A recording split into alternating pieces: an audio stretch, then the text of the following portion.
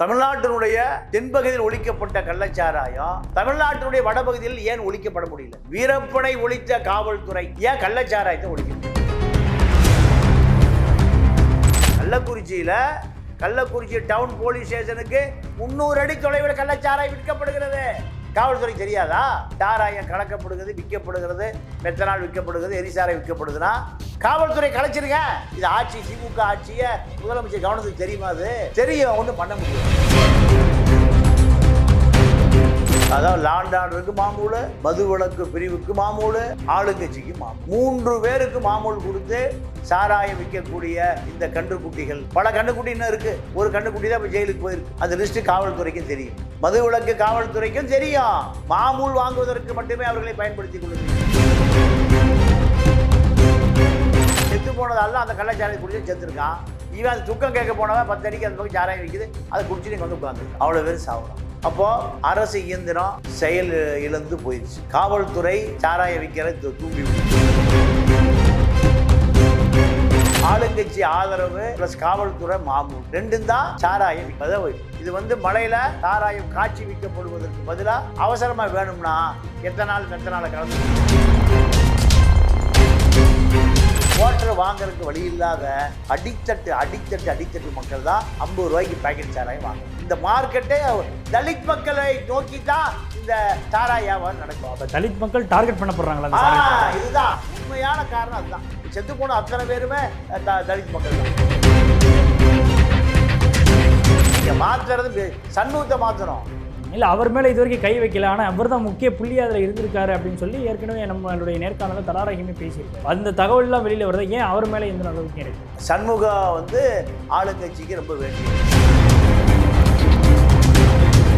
என்னைக்கு நீங்கள் திராவிட இயக்க ஆட்சிக்கு வந்ததோ காவல்துறை அரசியல்வாதி கட்டுப்பாட்டுக்கு போயிடுச்சு. அதுதான் இது போன்ற சீரழிவு கலாச்சாரங்களை பூரா நடப்பதற்கு காரணமே முழுக்க அதிகாரி அரசியல்வாதி 2 பேரும் கள்ளம்.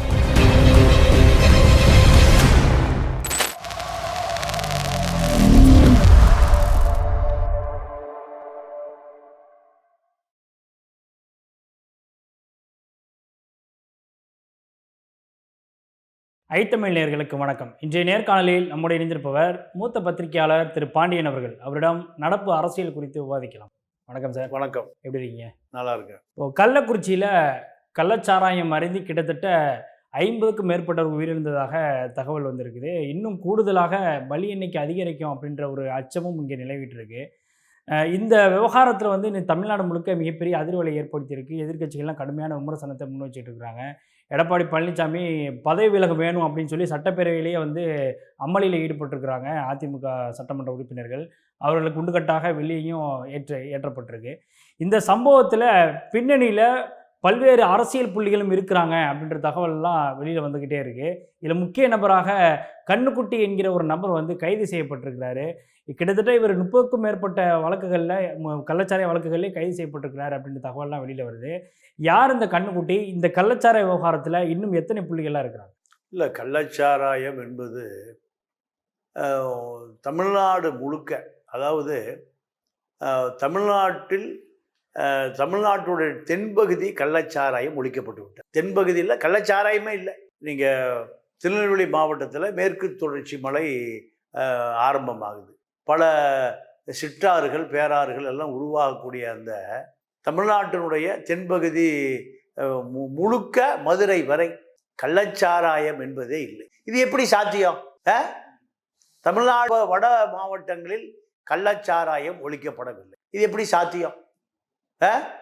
அதாவது கல்வராயன் மலை, ஜவ்வாது மலை, இப்படி தமிழ்நாட்டினுடைய வடபகுதிகளில் கள்ளச்சாராயம் தொடர்ந்து காய்ச்சப்பட்டு கொண்டு இருக்கிறது. கிருஷ்ணகிரி, தருமபுரியில் திமுக ஆட்சியில் கள்ளச்சாராய சாவு. திமுக ஆட்சியில் 1 வருடங்களுக்கு முன்பு மரக்காணத்தில் கள்ளச்சாராய சாவு. இப்போ 1 வருடம் கழித்து கள்ளக்குறிச்சியில் கள்ளச்சாராய சாவு. தமிழ்நாட்டினுடைய தென்பகுதியில் ஒழிக்கப்பட்ட கள்ளச்சாராயம் தமிழ்நாட்டினுடைய வடபகுதியில் ஏன் ஒழிக்கப்பட முடியல? வீரப்பனை ஒழித்த காவல்துறை ஏன் கள்ளச்சாராயத்தை ஒழிக்க முடியல? வீரப்ப 10 ஆண்டு காலம் 1000 கோடி ரூபாய் செலவு, 3 மாநிலங்கள், ஆயிரக்கணக்கான சிறப்பு அதிரடிப்படை பயிற்சி கொடுத்து ஒரே ஒரு வீரப்பனுக்காக இதுவரை 450 காவல்துறையினர் ஊனமுற்று மரணமடைந்து பல கன்னிவெடி தாக்குதல். கோபாலகிருஷ்ணன் கன்னிவெடி தாக்குதல். இராணுவத்தோடு சண்டை பிடிக்கிற மாதிரி வீரப்பன் சண்டை பிடிச்சான். ஆனால் இந்த நெட்வொர்க்கை 10 ஆண்டு காலம் அவர்களால் கண்டுபிடிக்கவே முடியல. கடைசியாக வீரப்பனுடைய மலையில் இருக்கக்கூடிய அந்த தொடர்பு வலைப்பின்னலை அறுத்து வீரப்பனை கதை முடிக்கப்பட்டது. இவ்வளோ பெரிய ஆளாக சாராய வியாபாரிங்க. ஒரு நியாயமான கேள்வி வருதா இல்லையா? வீரப்பனை விட பல கோடிகளை வச்சிருப்பான். தான் குவாரிக்காரன் பணம் கொடுக்கணும், சந்தன மரத்துக்காரன் பணம் கொடுக்கணும், அங்கே இருக்கக்கூடிய எல்லா எஸ்டேட் முதலாளிகளும் வீரப்பனுக்கு கோடிகளை கொடுக்கணும். வீரப்ப சேத்துக்குழி பேபி வீரப்ப நடமாடக்கூடிய 10 பேர் உடலும் 10 கோடியோடு நடமாடுவாங்க. உடம்பு முழுக்க என்னவா இருக்கும்? பணக்கட்டுகளாக தான் இருக்கும். பேக்கில் பணக்கட்டு. இப்படித்தான் படுத்து தூங்கும் போது பணத்து மேலே தான் தூங்குறது, எந்திரிக்கும் போது பணத்து மேலே தான், 1க்கு 2க்கு போனாலும் பணத்து மேலே தான். இவனையே ஒழித்த காவல்துறை ஏன் கள்ளச்சாராய ஆட்களை ஒழிக்க முடியலன்னா, காவல்துறையும் பங்குதாரர்கள். காவல்துறைக்கு ஷேர் போயிருது. நீங்க கள்ளக்குறிச்சி சாராயா கண்ணுக்குட்டி என்ற கோவிந்தராஜ் அவன் தம்பி தாமோதரன் 40 முறை 40 வழக்கு நிலுவையில் இருக்குன்னா காவல்துறைக்கு தெரியாதா? கல்வராயன் மலையில் சாராயம் காய்ச்சுவது காவல்துறைக்கு தெரியாதா? காவல்துறையில் புரோகிபிஷன் விங், அது தனி டிபார்ட்மெண்ட். ஒரு ஏடிஜிபி இப்போ மகேஷ்குமார் அகர்வாலை காத்திருப்போர் பட்டியலில் வச்சுருக்காங்க. அவருக்கு கீழே ஒரு ஐஜி ராதிகா, ஒவ்வொரு மாவட்டத்துக்கும் ஒரு எஸ்பி, ஏடிஎஸ்பி, டிஎஸ்பி, ஏட்டையா, இன்ஸ்பெக்டர், அவ்வளோ பேர் இருக்கு. உங்களுக்கு என்ன வேலை? சாராய காய்ச்ச மாமூல் வாங்குறதா வேலை? மாமூலை ஒழிக்கணும்ல. நீங்கள் கள்ளக்குறிச்சி டவுன் போலீஸ் ஸ்டேஷனுக்கு 300 அடி தொலைவில் கள்ளச்சாராயம் விற்கப்படுகிறது. காவல்துறை தெரியாதா? பக்கத்துல நீதிமன்றமும் இருந்திருக்கு. நீதிமன்றம் அந்த வளாகமே. நீங்க எப்பவுமே ஒரு போலீஸ் ஸ்டேஷன் இருந்தால் தாலுகா ஆஃபீஸ் இருக்கும், கோர்ட் இருக்கும், இப்படி எல்லாமே இருக்கும். அந்த வளாகத்தில் 300 அடியில் சாராயம் கலக்கப்படுகிறது, விற்கப்படுகிறது, மெத்தனால் விற்கப்படுகிறது, எரிசாரை விற்கப்படுதுன்னா காவல்துறை கலைச்சிருங்க. காவல்துறை வைத்திருக்கிற முதல்வர் பதவி விலக இந்த கோரிக்கை நியாயமான கோரிக்கை தானே. எத்தனை பேர் பதவி விலகினாலும் இந்த மனித உயிரை திருப்பி கொடுக்க முடியுமா? 10 லட்சம் கொடுக்குறீங்க, பல லட்சங்கள் கொடுக்கப்பட்டாலும் அந்த உயிரை திருப்பி கிடைக்குமா? எல்லாம் ஒடுக்கப்பட்ட மக்கள், கூலி வேலைக்கு போற, தினக்கூலி. சாராய கல்வராய மலையில் காய்ச்சறவன் மேல் சாதி, விற்கிறவன் கீழ் சாதி. இது அங்கே இருக்கக்கூடிய சட்டமன்ற உறுப்பினர்கள் மாமூல் கொடுத்து, காவல்துறைக்கு மாமூல் கொடுத்து, அதாவது லாண்ட் ஆர்டருக்கு மாமூல், மதுவிலக்கு பிரிவுக்கு மாமூல், ஆளுங்கட்சிக்கு மாமூல், 3 பேருக்கு மாமூல் கொடுத்து சாராயம் விற்கக்கூடிய இந்த கன்றுக்குட்டிகள், பல கன்றுக்குட்டி இன்னும் இருக்குது. ஒரு கன்றுக்குட்டி தான் இப்போ ஜெயிலுக்கு போயிருக்கு. பல கன்றுக்குட்டி இருக்குது. அந்த லிஸ்ட்டு காவல்துறைக்கும் தெரியும், மதுவிலக்கு காவல்துறைக்கும் தெரியும். மாமூல் வாங்குவதற்கு மட்டுமே அவர்களை பயன்படுத்தி கொள்கிறீர்கள். நீங்கள் போலீஸ் ஸ்டேஷனுக்கு ஒரு பொதுநல ஒரு மக்கள் சேவகர், ஒரு மனித உரிமை அமைப்பாளர், ஏங்க அந்த இடத்துல கஞ்சா விற்கிதுங்க, இந்த இடத்துல சாராயம் விற்கிதுங்க, காவல்துறைக்கு ஃபோன் பண்ணால் காவல்துறை உடனே ஃபோன் பண்ணி எங்க சாராயம், டேய் இந்த இடம் தெரிஞ்சு போச்சுடா. யாருக்கு? ஒரு வக்கீலுக்கு தெரிஞ்சு போச்சு, ஒரு ஹியூமன் ரைட்ஸ் ஆளுக்கு தெரிஞ்சு போச்சு, இடத்த மாற்றிக்க. யார் சொல்கிறா? போலீஸ் சொல்லுது. போலீஸு. அப்புறம் எப்படி கள்ளச்சாராயத்தை ஒழிக்க முடியும்? பல மனித உரிமை ஆர்வலர்கள், கள்ளச்சாராய வியாபாரிகள் வெட்டி கொல்லப்பட்டிருக்கான், குத்தி கொலை செய்யப்பட்டிருக்கான். யார் காரணம்? காவல்துறை தான் காரணம். நீங்கள் ஜெயலலிதா இருக்கும்போது இது போன்ற காவல்துறை அட்டூழியங்கள் கட்டுப்படுத்தப்பட்டது. எப்படி? ஆளுங்கட்சி அதுக்குள்ளே போக மாட்டான். இப்போ ஆளுங்கட்சி போகாமல் காவல்துறை செயல்பட முடியாது. திமுக வந்தா, திமுக மாவட்ட செயலாளர்கள் அத்தனை பேரும் எஸ்பி, கலெக்டர் அவங்க தான் கண்ட்ரோல் பண்ணுறாங்க. கலெக்டர் சொல்கிறாரு இதெல்லாம் வாந்தி பேதி சாவு, இதை முதலே சொல்லியிருந்தா எவனும் குடிச்சிருக்க மாட்டான். ஒருத்தன் ஆரம்பத்திலே இந்த பூதாகரம் ஆகும் பொழுது கள்ளச்சாராய மரணம் இல்லை இது அப்படின்னு சொல்லி அவர் கலெக்டர் சொல்கிறாரு. அப்போ கலெக்டர் எதுக்கு அங்கே இருக்காரு? கத்திரிக்காய் விற்கிறக்கா? ஒரு மரணம் நடக்குது காலையில் 5 மணிக்கு, அந்த மரணத்துக்கு போனவன் அத்தனை பேரும் போய் கள்ளச்சாராயம் குடிக்கிறான். இவன் செத்ததே கள்ளச்சாராயத்தில். இறந்து போன துக்கம் கேட்க போனவன் செத்து போனதால அந்த கள்ளச்சாராயம் குடிச்சு செத்துருக்கான். இவன் அந்த துக்கம் கேட்க போனவன் 10 அடிக்கு அந்த பக்கம் சாராயம் விற்குது, அதை குடிச்சுட்டு இங்கே வந்து உட்காந்துருக்கான். அவ்வளோ பேர் சாவுறான். அப்போ அரசு இயந்திரம் செயல் இழந்து போயிடுச்சு. காவல்துறை சாராயம் விற்கிற தூண்டி விடுது. ஒரு சாராய வியாபாரி சாராய வியாபாரத்தை விட்டுட்டு சொந்த வாழ்க்கைக்கு போயிட்டார். ஏன்டா சாராயம் விற்கல, ஏன் எனக்கு மாமல் கொடுக்கல? மீண்டும் அவனை குற்றவாளி ஆக்குவது யாரு? காவல்துறை தான். நீங்க யதார்த்தம் தெரிஞ்சவங்களுடைய நிலைமை இதாங்க. நீங்க ஒண்ணுமே தெரியாம இருப்பவர்களுக்கு காவல்துறை மக்களை காப்பாற்றுகிறது. எல்லா குற்றவாளிகளையும் காவல்துறைக்கு தெரியும். காவல்துறை நினைத்தால் கஞ்சா விற்கிறவன், சாராயம் விற்கிறவன், கள்ளச்சாராயம் விற்கிறவன், அபின் விற்கிறவன், கள்ளலாட்டி விற்கிறவன், விபச்சார தர எல்லாத்தையும் வித்தின் அவர் 1 மணி நேரத்தில் ஒழிக்க முடியும். ஏன் ஒழிக்க முடியல? தமிழ்நாட்டினுடைய தென்பகுதி கள்ளச்சாராயம் எப்படி ஒழிக்கப்பட்டது? இப்போ இந்த ராஜேஷ் தாஸ் இது எஸ்பியை பாலியல் தொந்தரவு கொடுத்த எஸ்பி ஐஜியா ஏடிஜிபியா புரிகிபிஷனில் எத்தனை வருஷம் இருந்தார்? 4 வருஷம் இருந்தார். அவர் காலத்தில் தமிழ்நாட்டினுடைய தென்பகுதி முழுக்க கள்ளச்சாராய சாவுகளும் இல்லை, கள்ளச்சாராய சண்டைகளும் இல்லை, கள்ளச்சாராய ஊழல்களும் இல்லை. ஏன்னா அங்கே மேல் ஜாதி சாராயம் விற்பான், கீழ் ஜாதி குடிக்க போவான், கம்யூனல் தகராறு வரும், வெட்டிக்குவான் குத்திக்குவான், அங்கேயும் சாவான். இதனால ஸ்ட்ரிக்டா காவல்துறையை சாராயம் அவனுக்கு காய்ச்சக்கூடாது, சாராயமே இவனுக்கு காய்ச்சக்கூடாது. நீ இன்னொரு விஷயம் தெரியுமா உங்களுக்கு? இப்போ பஸ்ட் இப்போ இந்த பிட் பாக்கெட்டுகளை இப்போ இல்லாமல் போயிட்டான் தெரியுமா? ரொம்ப குறைஞ்சிருச்சு. என்ன காரணம் சொல்லுங்க பார்ப்போம். எல்லாம் இப்போ கஞ்சா அந்த மாதிரியான இதில் போயிட்டாங்க. இல்லை, அது தனி குரூப்பு, இது தனி குரூப்பு. என்னன்னா பிட் பாக்கெட்டுகளை காவல்துறை திட்டமிட்டு ஒழிச்சிட்டான். ஏன்னா பிட் பாக்கெட் அடித்தா மக்கள்கிட்ட உடனே செய்தி போகுது, போலீஸ் மேலே கடுமையான கோபம் திரும்புது. அதனால் பிட் பாக்கெட்டை அடிக்கிறவனை போலீஸு பிட் பாக்கெட் அடிக்காதடா, வேற ஏதோ பெரிய அளவில் பண்ணிக்க. சின்ன திருட்டு பண்ணைன்னா எங்கள் பேர் கெட்டு போகுது, போலீஸே பிடிக்கல, சட்டம் ஒழுங்கு கெட்டு போச்சு. ஏன்னா ஒரே நேரத்தில் மக்கள் 100 பேர் கூடுறான். எங்கே பிட் பாக்கெட்டு இப்போ பறிப்போன இடத்துல, பஸ்ஸில், புது இடத்துல பிட் பாக்கெட்டை ஒழித்தது போலீஸ் தாங்க.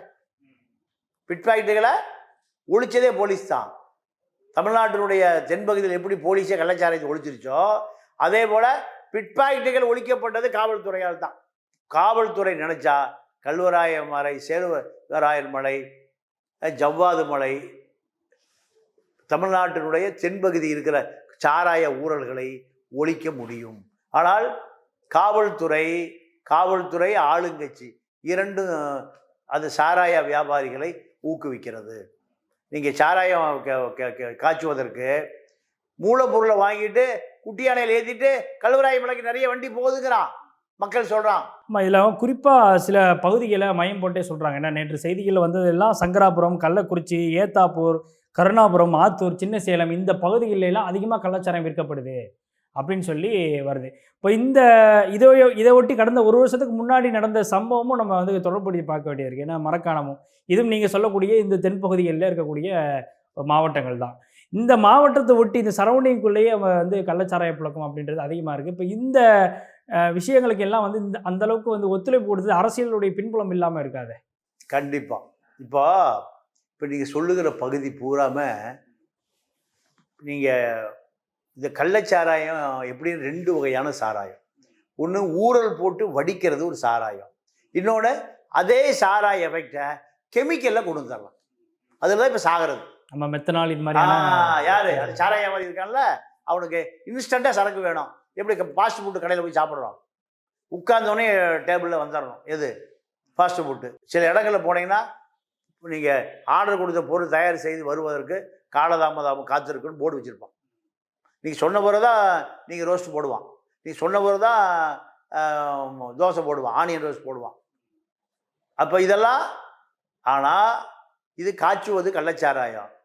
உடனே வேணும்னா நம்ம கண்ணுக்குடி என்ன பண்ணுவார், கெமிக்கலை போட்டு கலந்து மெத்தனாலாக கலந்து போதை அதிகமாக வருமா, இன்னும் கொஞ்சம் பவுடரை போடு கலந்து நீங்கள் ஆல்கஹால் மொலாசிஸ் ஃபேக்ட்ரியிலேயே மொலாசிஸையே நீங்கள் 10 நாள் டைலூட் பண்ணணும், ப்ராசஸ் பண்ணணும். கரும்பு சாறுலேருந்து எடுக்கக்கூடிய அந்த மொலாசஸ் இருக்குல்ல, மொலாசஸ் தன்னுடைய வீரியத்தை குறைப்பதற்கு எத்தனை நாள் வேணும்? 10 நாள் வேணும். அதை 10 மடங்கு தண்ணியை கலந்து அதை அந்த மொலாசஸை உடைய வீரியத்தை கொஞ்சம் கொஞ்சமாக குறைப்பதற்கு 10 நாள் ப்ராசஸ் வேணும். இவன் நம்மளால் என்ன பண்ணுறான்? 10 நாள் இன்னைக்கு சாராயத்தை ஊறல் போட்டு அது சொட்டுன்னு வடிஞ்சு அந்த சாராயம் லிட்டர் ஆகிறதுக்கு கடுமையான ப்ராசஸ். ஆவி தான் சாராயமாக மாறுது, அதுதான் ஒரிஜினல் ப்ராசஸ். இப்போ அதெல்லாம் இல்லை. என்ன பண்ணுறான்? தின்னர், எத்தனால், இதை போட்டு கலந்து கெமிக்கல்லே சாராயத்தை உற்பத்தி பண்ணுறான். அதுதான் இப்போ இந்த சாவு. இதை இவனுக்கு இவ்வளோ தைரியம் எப்படி வந்தது? அரசியல்வாதி நீங்கள் ஒரு ஒரு ஒரு கட்சி பாமகவில் இருந்த ஒருவர் அந்த ஏரியா எம்எல்ஏ, ஏப்பா நீ என் கூட வந்துரு, உன்னை சாராயம் ஓட்டுறதுக்கு நான் போலீஸை சொல்லிடுறேன், ஒரு எம்எல்ஏவே சொன்னதாக தகவல். அப்போது ஆளுங்கட்சி ஆதரவு இல்லாமல் எவனும் சாராயம் ஓட்ட முடியாது. ஆளுங்கட்சி ஆதரவு ப்ளஸ் காவல்துறை மாமூல் ரெண்டும் தான் சாராயம் விற்க முடியும். இது மழையில் சாராயம் காய்ச்சி விற்கப்படுவதற்கு பதிலாக அவசரமாக வேணும்னா எத்தனால் மெத்தனாலை கலந்து கொடுத்துறது. மரக்காணத்தில் என்ன நடந்ததுன்னா, நீங்கள் தொழிற்சாலைக்கான கெமிக்கல் வாங்குறான் 2 பேரல். அந்த 2 பேரலும் நம்ம கொரோனா காலத்தில் ஆலை நடக்கலைன்னு ஒன்றையும் அது கெட்டு போச்சு. கெட்டு போன தூக்கி கீழே ஊற்றணும். அப்போ என்ன பண்ணுறான்? மனுஷன் வயிற்றுக்குள்ள ஊற்றுவதற்கு அதை டைலூட் பண்ணி வித்துறான். யார் குடித்தவன்? யார்? எல்லாம் யார்? கரையோர மீனவர்கள், இது விவசாய கூலிகள். இந்த சாராய மார்க்கெட்டே இங்கே தாங்க, வேறு யாரும் இதை வாங்கிறது இல்லை. அவன் 150 ரூபாய் போய் குவார்டர் வாங்கிக்கிறான். இந்த குவார்டர் வாங்குறதுக்கு வழி இல்லாத அடித்தட்டு மக்கள் தான் 50 ரூபாய்க்கு பேக்கெட் சாராயம் வாங்குறான். அவனுக்கு ஒரு நாளைக்கு 2 பேக்கெட் தேவை. அங்கே குவார்டர் வாங்கினா 300 ரூபா வேணும்.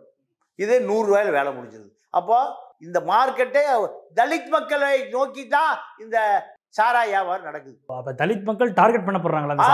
இதுதான் உண்மையான காரணம். அதுதான் இப்போ செத்து போன அத்தனை பேருமே தலித் மக்கள் தான். அவன் தான் 50 ரூபாய்க்கு பாக்கெட் சாராயம் வாங்குறவன். மரக்காணத்தில் ஒரு பாக்கெட் வாங்கினா ஒரு பாக்கெட் இலவசம். எப்படி ஆஃபர்? அப்பாவி மக்கள் வாங்கி குடி செத்து போயிடும். 150 ரூபாய்க்கு போய் மதுக்கடையில் வாங்குற காசு இல்லாத அடித்தட்டு மக்கள் தான் ஒரு பாக்கெட்டுக்கு ஒரு பாக்கெட் இலவசம். நீங்கள் இந்த பக்கம் சென்னையில் ஆந்திரா சாராயம் வருது, வாங்கிறது பூரா யார்?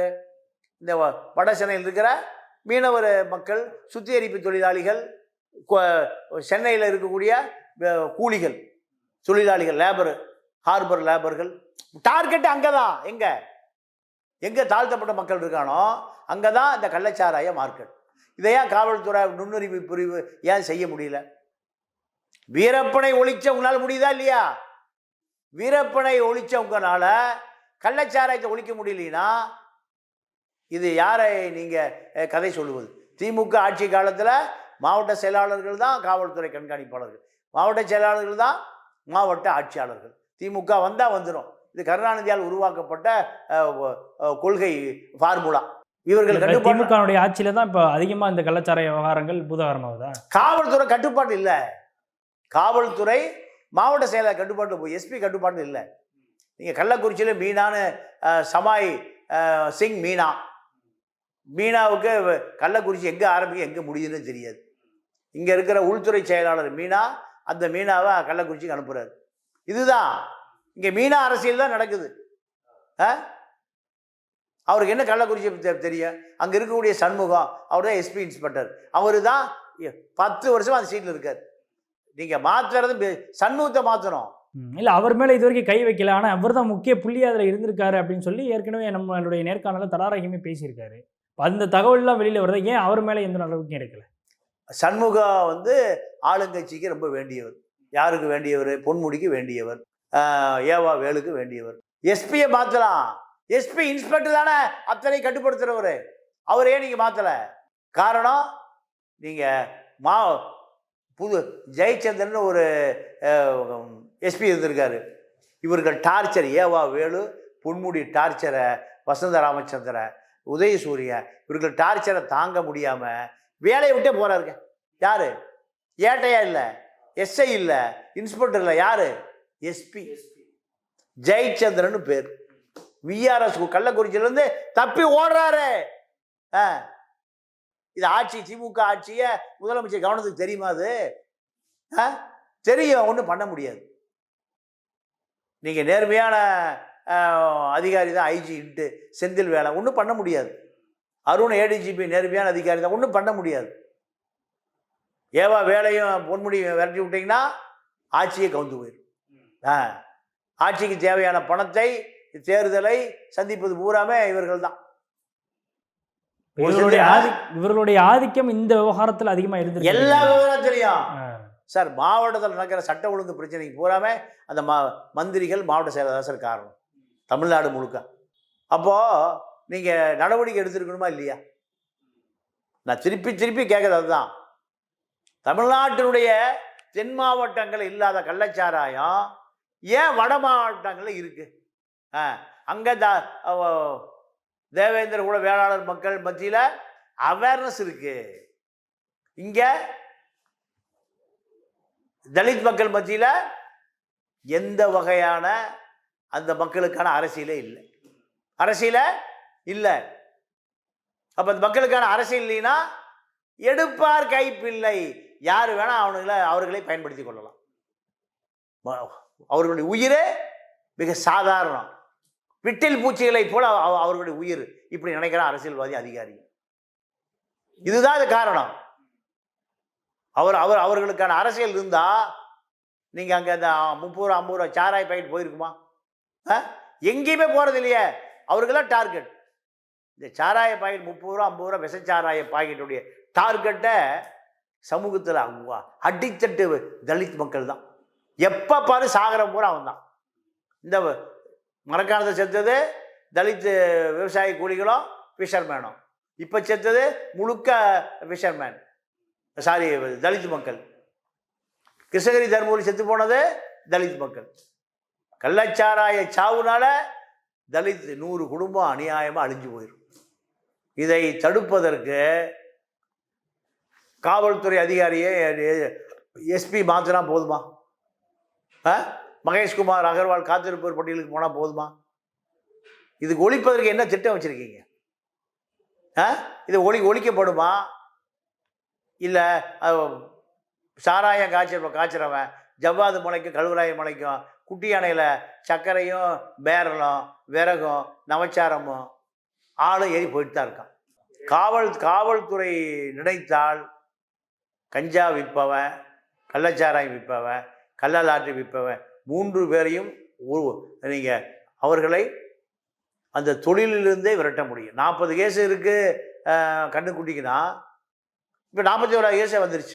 இது எப்படி சார்? இது திருப்பி கைது செய்யப்பட்டு விடுதலை ஆகிட்டே இருக்கிறாரு. அந்தளவுக்கு அவருக்கு ஆதிக்கம் இருக்கா? இல்லை அரசியல் பின்புலம் வந்து அந்தளவுக்கு ஸ்ட்ராங்காக வச்சு சார்? போலீஸுக்கு மாமூல் கொடுக்குறான் சார், 1 லட்ச ரூபா கொடுக்குறான் ஸ்டேஷனுக்கு. டெய்லி 3500 ரூபா கட்டுறான் போலீஸ் ஸ்டேஷனுக்கு. அப்போது அவரை காவல்துறை கண்டுகொள்வதே இல்லை. நீ குண்டாசில் அடைச்சி வெளியே வராமல வச்சுருக்கணும். சாராய விற்பவனை குண்டாசில் அடைச்சி வெளியே வராமல் வச்சுருந்தீங்கன்னா, பல கண்டுக்குட்டிகளை நீங்கள் கண்காணித்து வச்சுருந்தீங்கன்னா இந்த சாவே நடந்திருக்காது. இந்த 40 உயிர் 100 பேர் நடமாட முடியாமல் சிறுநீரகம் பழுதடைந்து, லிவர் போய், கண்ணு போய், காது போய், நடமாடுவதற்கு காரணம் இந்த காவல்துறையும் காவல்துறை தலைமை தாங்குகிற முதல்வர் தான் பொறுப்பு. அண்ணாமலை இதில் பாலிடிக்ஸ் பண்ணுறாரு. அண்ணாமலைக்கு இந்த அனைத்து தகவல்களும் காவல்துறை அதிகாரிகள் மூலம் தெரியும். சவுக்கு சொல்கிறார், சாராய சாவு சடக்கும் எனக்கு முதல்லையே தெரியுங்கிறார். கவனிச்சிங்களா? நேற்று கூட ஒரு பேட்டி கொடுத்து போகிறாரு, வெளியில் போகும்போது போகிறோம் அப்படி சொல்லிட்டு போகிறாரு. அண்ணாமலைக்கும் தெரியும், சவுக்கும் தெரியும். அப்படின்னா கண்டிப்பாக கல்வராயன் மலை, கள்ளக்குறிச்சி சாராய சாவு விரைவில் நடக்கும். காரணம், ஆறா ஓடுது, கள்ளச்சாராய ஆறா ஓடுனா சாவு நடக்கத்தானே செய்யும். இதை முன்கூட்டியே நான் எச்சரிச்சேங்கிறாரு சவுக்கு. சவுக்கு எச்சரிக்கிற அளவுக்காக அந்த உளவுத்துறையும் உள்துறையும் இந்த அரசு பலவீனமா இருக்கு. இல்ல சார், இப்போ இந்த விவகாரத்துல வந்து கடந்த சில நாட்களுக்கு முன்னாடி ஒரு மாதத்திற்கு முன்னாடி ஒரு பெரிய அளவில் ஒரு ஸ்பெஷல் டீமை வந்து போலீஸ் வந்து போட்டிருந்தாங்க இதை ஒழிப்பதற்கான வேலைகள். ஏன்னா பாண்டிச்சேரியிலேருந்து தான் இதற்கான ஸ்பிரிட்லாம் வந்திருக்கு. ஸோ அதன் மூலமாக கள்ளச்சாராயம் காய்ச்சதற்கான எல்லா வாய்ப்புகளும் இருக்குன்னு சொல்லி ஸ்பெஷல் டீம் போட்டு அதற்கான ஃபோர்ஸ் இறக்கும் பொழுது திடீர்னு அந்த ஃபோர்ஸை வந்து நிறுத்தியிருக்கிறாங்க. அப்போ இது நிறுத்துறதுக்கு பின்னாடி அரசியல் பின்புலம் இருக்குது அப்படின்னு சொல்லி தடாரங்க நம்முடைய நேர்காணலில் பேசியிருக்கிறாரு. இப்போ அந்த விஷயத்தையும் வந்து நம்ம இதில் அளவுகள் பார்க்கணும். ஏன்னா காவல்துறை நடவடிக்கை எடுக்க முற்பட்டாலும் கூட அப்போ அரசியல் அழுத்தங்கள் இங்கே வந்து முக்கியத்துவம் வாய்ந்ததாக பார்க்கப்படுது இல்லை? இல்லைங்க, எல்லாத்துக்குள்ளேயும் அரசியல் இருக்கு. அரசியல் இல்லாமல் எந்த அதிகாரியும் செயல்படுவதில்லை. ஆளுங்கட்சி வந்துட்டால ஆளுங்கட்சியுடைய கட்டுப்பாட்டில் காவல்துறை வந்துடுது. காவல்துறை கட்டுப்பாட்டில் தான் அரசியல் வரணும். எவன் கிரைம் இருந்தாலும் காவல்துறை சட்டப்படி நடவடிக்கை எடுக்கணும். ஆனால் ஒன்றியத்தை கேட்டு நடவடிக்கை எடுக்கணும், மாவட்டத்தை கேட்டு நடவடிக்கை எடுக்கணும், எம்எல்ஏவை கேட்டு நடவடிக்கை எடுக்கணும், மந்திரியை கேட்டு நடவடிக்கை எடுக்கணும்னா அப்போ சட்டம் ஒழுங்கு எதுக்கு? ஜனநாயகம் எதுக்கு? நீதிமன்றம் எதுக்கு? எல்லாத்துக்கும் உள்ள ஒரு அரசியல். அரசியல் கலக்காத எந்த சார் ஒரு குற்றவாளி 10 தடவை தப்பிக்கிறதுக்கு காரணமே அரசியல்வாதி தான் சார். மந்திரி ஃபோன் பண்ணுவான் சார் குற்றவாளியை ரிலீஸ் பண்ண சொல்லி. யாரு? மந்திரி. மணல் கடத்தக்காரனை காலி விட சொல்லி மந்திரி, மணல் லாரி விட சொல்லி மந்திரி. அப்போ அந்த போலீஸ் அதிகாரி எப்படி வேலை பார்ப்பான்? லஞ்சம் வாங்குற போலீஸ் தான், ஊழல் பண்ணுற போலீஸ் தான். ஆனால் இந்த போலீஸு அரசியல்வாதி தொடர்ந்து அவனை டார்ச்சர் பண்ணி யாரை விட்டுருப்பா உடனே உன்ன நம்ம தூக்கிடுவேன் இப்படி மிரட்டுனா அந்த காவல்துறை அதிகாரி எப்படி வேலை பார்ப்பான்? இது என்னைக்கு நீங்கள் திராவிட இயக்க ஆட்சிக்கு வந்ததோ அன்னையோட காவல்துறை கட்டுப்பாட்டுக்கு காவல்துறை அரசியல்வாதி கட்டுப்பாட்டுக்கு போயிடுச்சு. அதுதான் இது போன்ற சீரழிவு கலாச்சாரங்களில் பூரா நடப்பதற்கு காரணமே முழுக்க முழுக்க அதிகாரி அரசியல்வாதி 2 பேரும் கள்ளக்கூட்டு. அதிமுகவுடைய ஆட்சி காலகட்டத்தில் இது ஓரளவு கட்டுப்பாட்டில் இருந்துச்சு, கட்டுப்படுத்தி வச்சுருந்தாங்க ஜெயலலிதா அவர்கள் இருக்கும் பொழுது அப்படின்ட்டு சொல்லியிருந்தீங்க. இப்போ அதிமுகவுடைய ஆட்சியில் நேரடியாக அரசியல்வாதிகள் இன்வால்வ் ஆக மாட்டாங்க இதில். ஆனால் திமுகவுடைய ஆட்சியில் இது வந்து ரொம்ப அதிகமாகிட்டு இருக்கு.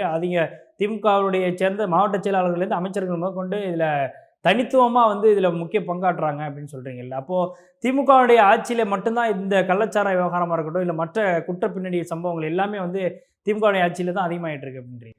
100% அதான் உண்மை. என்ன காரணம்னா, ஒரு போலீஸ் அதிகாரியை, உயர் போலீஸ் அதிகாரியை ஒரு அரசியல்வாதி மிரட்டான்னு தெரிஞ்சால் ஜெயலலிதா கவனத்துக்கு போச்சுன்னா அவன் கட்சி விட்டே நீக்கிடுவாங்க. ஆனால் கருணாநிதி அவனை தான் கட்சிக்கு ப்ரொமோஷன் கொடுப்பார். ஏன்? இவன் தாண்டா சரியாக இருக்கான், கட்சிக்காரனாக இருக்கான். நீங்கள் அண்ணா முதலமைச்சராக முதல் நாள் கருணாநிதி வந்தாராம். அப்போ கருணாநிதி வரும்போதே அண்ணா தன்னுடைய சக மந்திரிகிட்ட சொன்னாராம், தம்பி கருணாநிதி வருகிறார், வந்தவுடனே உள்துறை கேட்பாருப்பார். அன்னைக்கு காங்கிரஸ் காலத்தில் உள்துறை முதலமைச்சர்கிட்ட இருக்கா, யார்கிட்ட இருக்கும்? கக்கிட்ட இருந்தது. அப்போது தம்பி கேட்பான் பாரு, அண்ணா சொல்கிறாரு. அதே போல் அண்ணாட்ட வந்து கருணாநிதி என்ன கேட்குறாரு? உள்துறையை கேட்குறாரு, போலீஸை கேட்குறாரு. இதுதான் திமுக. திமுக கட்டுப்பாட்டில் காவல்துறை வந்துடும். எல்லா அரசியல் தவறுகளையும் எதிரிகள் மேலே, எதிர்கட்சிக்கு மேலே செய்வதற்கு காவல்துறை பயன்படுத்தப்படும். எனக்கு ஒரு ஓய்வு பெற்ற காவல்துறை அதிகாரி சொன்னார், சென்னை பாரிஸில் ஒரு பாண்டியன், ஏதோ ஒரு பொன்பாண்டியன், ஏதோ ஒரு அதிமுக வட்ட செயலாளர் இருந்திருக்காரு. அந்த வட்ட செயலாளர் ஆக்டிவாக இருப்பாராம் மக்கள் மத்தியில். அப்போது தேர்தல் வருகிற பொழுது திமுகவுக்கு வாக்கு குறைஞ்சிரும்னு அவரை பொய் கேஸ் முடிச்சு உள்ளே போட சொல்கிறாங்க. யாரை? நான் இப்போ அவர் ஓய்வு பெற்ற காவல்துறை அதிகாரி. அவர் நம்ம எந்த வழக்கு இல்லாமல் எப்படிங்க அவர் மேலே போடுறது? இல்லை முரசொலி மாற ஃபோன் பண்ணுறாராம். இவர் வந்து அப்போது இன்ஸ்பெக்டர், எஸ்பி பிள்ளையோட இன்ஸ்பெக்டர். அவன் உள்ளதைக்கு போடுங்க. ஏன்? அவன் இருந்தானா திமுக ஓட்டு குறைஞ்சிரும். அப்போது இங்கே சட்டம் மீறப்படுகிறது, ஜனநாயகம் மீறப்படுகிறது. இது மனித உரிமை மீறல் தானே? ஒருத்தவங்க மேலே பொய் வழக்கு போட்டு உள்ள தள்ளணுன்றதே மனித உரிமை மீறல் தான். இல்லை, மனித உரிமை மீறல் யார் செய்கிறா? அரசாங்கமே செய்யுது. ஒரு முக்கிய நாடாளுமன்ற உறுப்பினர் முரசொலி மாறன் நேரடியாக சொல்கிறாரு, அந்த அதிகாரி எனக்கு சொன்னார். அப்போது இதுதான் திமுக. திமுகவை பொறுத்தவரை நீங்கள் சட்டத்தை கையில் எடுத்துக்கொள். முதலமைச்சர் ஸ்டாலின் இதை கண்டிக்கணும், தடுக்கணும். இரும்பு கரம் கொண்டு ஒடுப்போம் அப்படி அவர் சொல்றாரு, காவல்துறை கருப்பு ஆடுகள். யாருங்க அந்த கருப்பு ஆடு? அப்போ உங்க கட்டுப்பாட்டுக்கு வராத சில ஆளுகள் இருக்குன்னு தானே அர்த்தம். நீங்க இப்போ இருக்கிற மகேஷ்குமார் அகர்வால் புரங்கி பேசன் ஏடிஜிபி, அவர் போலீஸ் கமிஷனர் இருந்தார் ஏடிஎம்கே பீரியடில். எடப்பாடி நினைச்சு கூட அவர் விரும்பி யாரை போட முடியாம டெல்லி விரும்பிய நபர் தான் அந்த மகேஷ்குமார் அகர்வால், பிஜேபியுடைய ஆதரவாளர். அப்போ காவல்துறையில் டெல்லியில் இருக்கக்கூடிய அதிகாரிகள், டெல்லியில் இருக்கக்கூடிய அரசியல்வாதிகள் மெட்ராஸை கமிஷனர் யார் வரும் தீர்மானிக்கிறாங்கன்னா, அப்போ எப்படி தமிழ்நாடு அரசியல் இருக்குன்னு பாருங்க. இப்போ தமிழ்நாட்டு அரசியல் டெல்லி அரசியல் ஆதிக்கம் செலுத்தியது கண்டிப்பா. இங்க இருக்கக்கூடிய ஐஏஎஸ் ஐபிஎஸ் அதிகாரிகள் பூரா டெல்லியோட நல்ல தொடர்புல இருக்காங்க, ஆளுநர் மாளிகையோட நல்ல தொடர்புல இருக்காங்க. திமுகலையும் தொடர்புல இல்லை, அதிமுகலையும் அடிமை அதிமுக ஆட்சியிலையும் தொடர்புல இல்லை. இருந்தாலும் எடப்பாடி காவல்துறையை வந்து ஒரு கட்டுப்பாட்டில் வச்சிருந்தார்.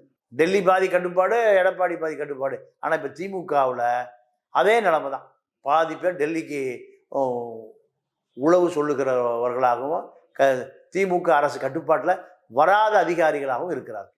நிச்சயமா சார், பல்வேறு கேள்விகளுக்கு ரொம்ப தெளிவாக பதில் சொன்னீங்க. எங்களுடைய அரங்கிற்கு வந்து நேர்காணல் தெரிவிக்கிறேன். நன்றி, வணக்கம்.